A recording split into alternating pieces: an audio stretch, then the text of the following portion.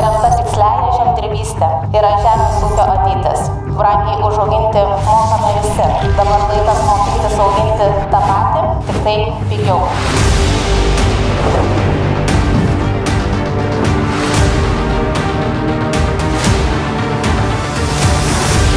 Labas rytas! Sveiki atvykę į Agrokoncerno komandos organizuojamą konferencijų ciklą. Patirtis, priemonės, tikslai 2024.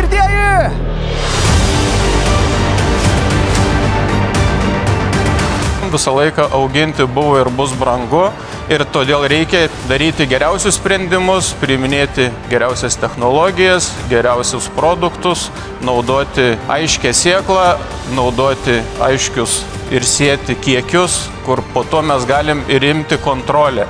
Sudėta labai daug rezultatų, tų galutinių iš tų milijoninių kiekių pradinių duomenų.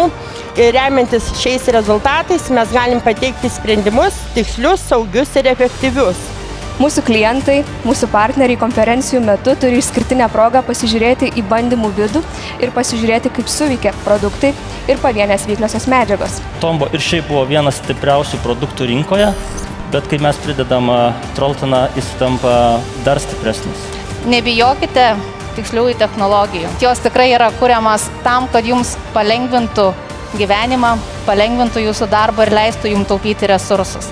Tai toksai utopinis projektas, nėra buvę to Lietuvoje tokiu mastu. Subūrėm agronomų komandą, paleidome nepriklausomą agronomų paslaugą AgroITC agronomas. Mes šiemet pradedam prekiauti ir platinti veidimą produkciją ir manom, kad per ateinančius metus tikrai stipriai sudrumsim vandenis Lietuvos rinkui.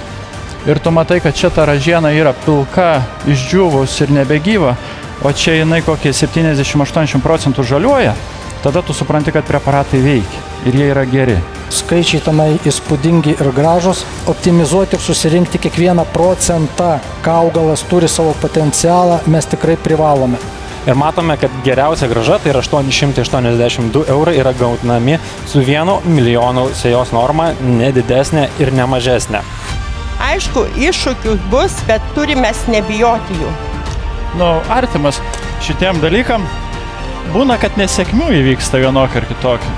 Kaip ateiti tuo sunkiu laiku mums visiems ir pradėti kalbėti apie naują sezoną, kada mes vėl galvosim apie investicijas. Ir labai linkiu, kad šiemet tos pažiūrusios detalės susirinktų ir mes kartu jas surinktumėm.